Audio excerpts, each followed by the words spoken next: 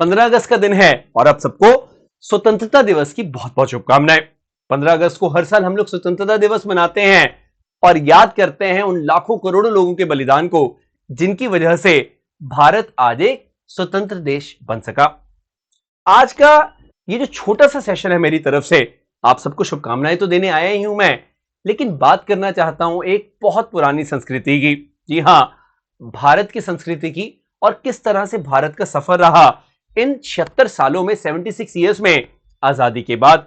बहुत छोटा सफर है अगर हम देखें बाकी मुल्कों के कंपैरिजन में, लेकिन जो तरक्की की है, जो राइज हुआ है भारत, वो बहुत अनोखा है, ये मैं कह सकता हूं। भारत एक देश जहां पे बहुत प्रदेश है, कश्मीर से कन्याकुमारी तक बहुत भाषाएं हैं। कहते हैं हर कुछ ही कोस के ऊपर हमारी भाषाएं जो है वो बदलने लगती हैं, लेकिन हम सब भारतीय हैं और हम सब भारतीय एक हैं। मैं आपको बताना चाहूंगा कि आज की देश में भारत एक ऐसा देश बन चुका है जिसकी ताकत को दुनिया सलाम कर रही है। भारत एक ऐसा देश है जिसने आजादी के बाद ही एक बहुत बड़ा कदम बढ़ाया। जी हां, भारत ने अपना एक संविधान लिखा, भारत के लोगों ने अपना एक संविधान लिखा जो 26 जनवरी 1950 से प्रभावी हुआ, इफेक्ट में आया, जिसको आज भी हम लोग गणतंत्र दिवस यानी कि रिपब्लिक डे के रूप में हर साल मनाते हैं। भारत जो कि ना सिर्फ अपना एक संविधान लिखता है, बल्कि सभी भारतीयों को समानता का जो अधिकार है वो भी देता है, जो अपने आप में ना सिर्फ उस समय बहुत बड़ी बात थी, बल्कि आज भी मैं बोलूंगा कि ये बहुत बड़ी बात है, ये बहुत बड़ी उपलब्धि थी भारत की और भारतीयों की।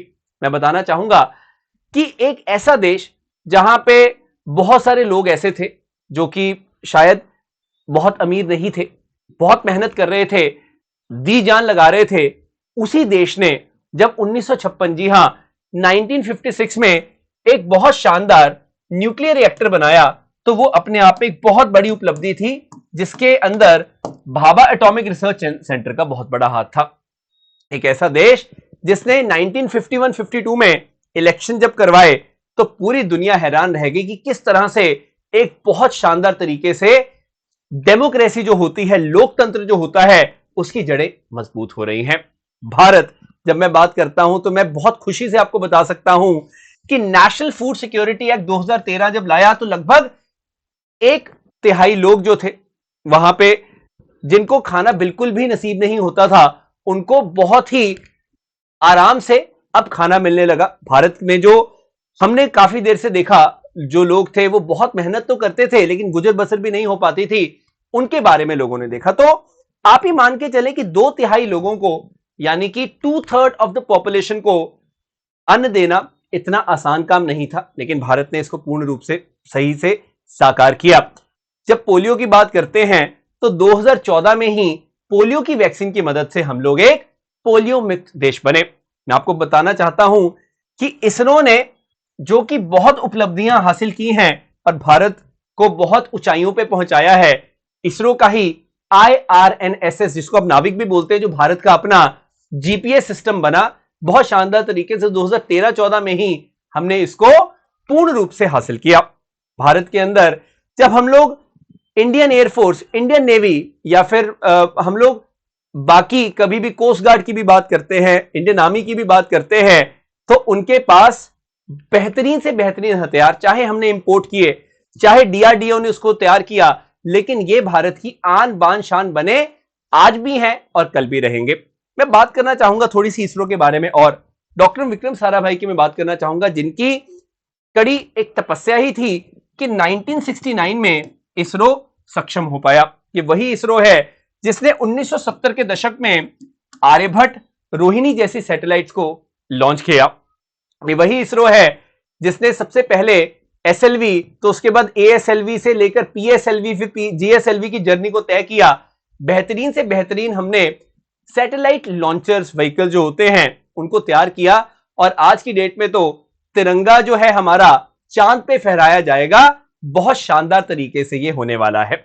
मैं आपको यहां पे एक चीज बताना चाहूंगा, बहुत खास चीज है कि जब हम भारत की बात करते हैं तो ऑफ कोर्स हम लोग बात करते हैं आधुनिक हथियारों की, उपकरणों की, जिससे भारतीय सेना, भारतीय जो सैन्य बल है, चाहे वो नेवी है, एयरफोर्स है, कोस्ट गार्ड है, पैरामिलिट्री फोर्सेस है, आर्मी है, वो सब लैस है। मैं बताना चाहूंगा आपको ना सिर्फ इंडियन एयरफोर्स बल्कि इंडियन नेवी और इंडियन आर्मी की हम बात करें, चाहे वो टैंक हो बेहतरीन से बेहतरीन, चाहे वो तेजस जैसे एयरक्राफ्ट हो जो हमने खुद बनाए हैं, चाहे वो रफेल जैसे एयरक्राफ्ट हो जो हमने बाहर से फ्रांस से तो लिए हैं, लेकिन उसने एयरफोर्स को एक नया दमखम प्रदान किया है। मैं बताना चाहूंगा अबाउट आईएनएस विक्रांत, जो कि एयरक्राफ्ट कैरियर है, उसको हमने स्वयं बनाया है। यह अपने आप में एक बहुत बड़ी बात है।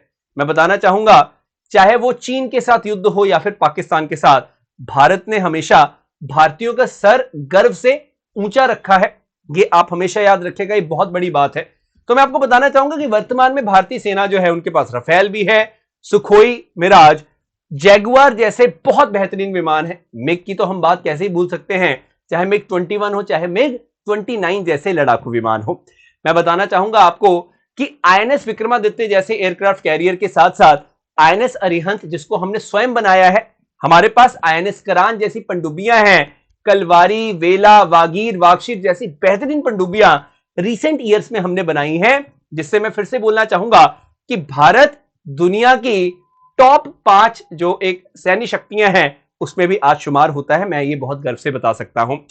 मैं बताना चाहूंगा कि भारत ने, अगर आप स्पोर्ट्स जगत में भी देखते हो, दुनिया की स्पोर्ट्स की जो एक पटल है उसमें एक नाम अपना स्थापित किया है। मैं बताना चाहूंगा कि जब मैं ओलंपिक की भी बात करता हूं तो भारत की झोली में जो पदकों की संख्या है वो बढ़ती ही चली गई। मैं बताना चाहूंगा कि आज तक भारत ने कुल 35 पदक जीते, जिसमें कि 10 स्वर्ण, 9 जो थे चांदी के और 16 कांस्य पदक रहे हैं। यह भी अपने आप में एक बहुत बड़ी उपलब्धि है। कहा जाता है भारत में क्रिकेट एक स्पोर्ट्स नहीं बल्कि एक रिलीजन है। मैं भी उससे कहीं ना कहीं इत्तेफाक रखता हूं।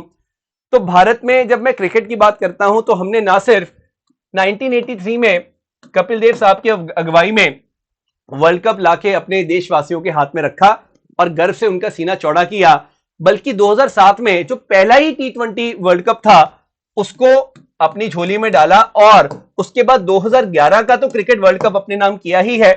तो क्रिकेट टीम ने भी समय समय पर जो भारतीय हैं उनका जो एक गर्व से सीना होता है चौड़ा करना और गर्व से सिर जो होता है उसको ऊंचा रखना, उसमें एक बहुत बेहतरीन भूमिका निभाई है। मैं आपको एक चीज बताना चाहता हूं, यहां पे एक बहुत खास चीज है ये कि हम स्टार्टअप्स की बात करते हैं।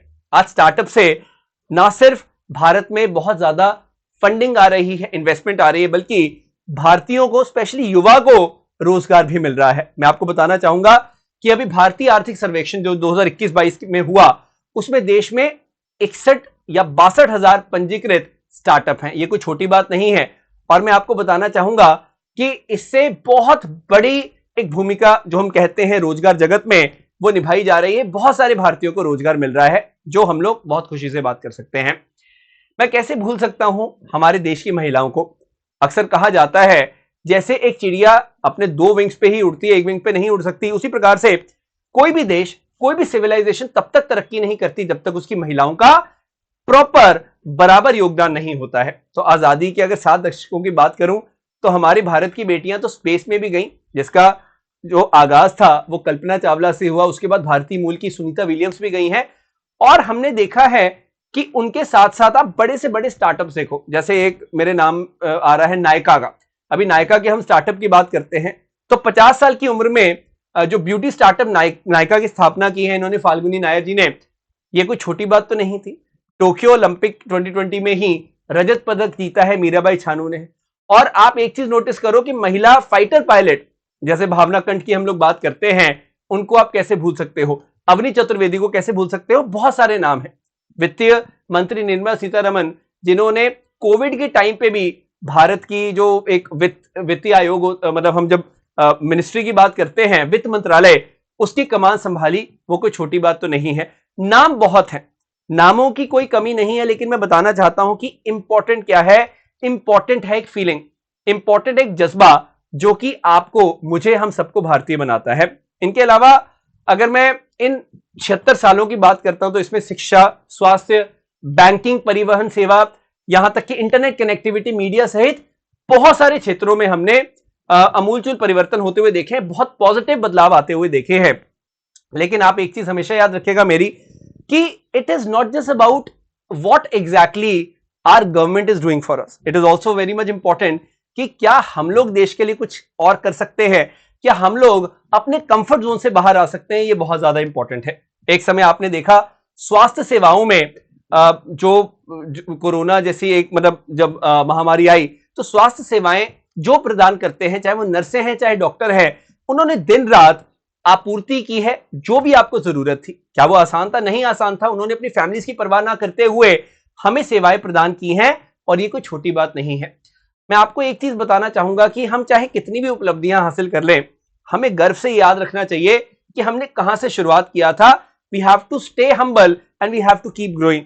मैं बताना चाहूंगा यहां पे जो हमारे प्रथम प्रधानमंत्री रहे पंडित जवाहरलाल नेहरू जी, उनकी एक बात है वो बहुत खास है। मैं बताना चाहूंगा कि जिस भी उपलब्धियों को हम हासिल करते हैं, ऑफ कोर्स उसकी खुशियां हम लोग मना रहे हैं, बहुत अच्छी बात है, लेकिन वो नए अवसरों को खुलने की ओर एक कदम है। जी हां, एक उपलब्धि नया अवसर खोलती है और इससे भी बड़ी जीत वो है कि और उपलब्धियां हमारा इंतजार कर रही हैं और वो उपलब्धियां और अवसरों को खोलेंगी। तो भविष्य में हमें आराम नहीं करना है, बल्कि हमें चैन से भी नहीं बैठना है। हमें लगातार निरंतर कोशिश करते रहना है, प्रयत्न करते रहना है। और आप ये बात याद रखिएगा कि आजाद भारत की वो उपलब्धियां जो कि देश विदेश में हमारा नाम ऊंचा करती है, मैंने उसके बारे में थोड़ी सी बात की यहां पे। उम्मीद करता हूं कि इससे आपको थोड़ी सी मोटिवेशन मिली होगी। उम्मीद करता हूं कि इससे आपको कुछ पॉजिटिव मैसेज जरूर मिला होगा, क्योंकि वही मेरा एक मकसद था कि मैं आपको कुछ पॉजिटिव मैसेज यहां पे दे पाऊं। तो इसी एक छोटे से मैसेज जो मेरा था, ये 10 मिनट का लगभग मैसेज था, इसके साथ मैं इस सेशन को अंत करना चाहूंगा। अगर आप चाहें इस सेशन को अपने मित्रों के बीच में शेयर जरूर करिएगा ताकि उनको भी भारतीय होने पे एक बार फिर से गर्व हो सके। लाइक कर दीजिएगा इस सेशन को और कमेंट करके बताइएगा कि ये आपको छोटा सा सेशन कैसा लगा। मैं बताना चाहूंगा कि today is the final day basically, आज क्योंकि 15 अगस्त है, तो जो आजादी का अमृत महोत्सव हम मना रहे हैं उसको आप जुड़ सकते हैं उसके साथ। अगर आप सीडीएस एफकेट सीएपीएफ की तैयारी करें तो जोश कोड का इस्तेमाल करें और आप बहुत ही अफोर्डेबल रेट पे आज की डेट में कोर्स जो है उसमें एनरोल कर सकते हैं जोश कोड का इस्तेमाल करके। कल इसी चैनल पे 11 बजे मैं लाइव आने वाला हूं और वहां पे मैं एक करंट अफेयर्स की प्रचंड 2.2 करके एक सीरीज स्टार्ट करूंगा जो कि आपकी सभी करंट अफेयर्स को कवर करवाएंगी।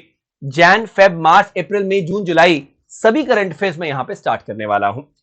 ये मेरा टेलीग्राम चैनल है, इसको जरूर आप ज्वाइन कर ले, आकाश संदीप टेक्स्ट बुक, जिसपे मैं हर एक चीज का प्रॉपर अपडेट आपको टाइमली मैनर में देता रहता हूं। तो thank you so very much, आपने अपना कीमती वक्त दिया। एक बार फिर से मैं आपको आजादी के दिन पे बहुत बहुत शुभकामनाएं देना चाहूंगा। A very happy independence day, स्वतंत्रता दिवस की बहुत बहुत शुभकामनाएं। जय हिंद, जय भारत।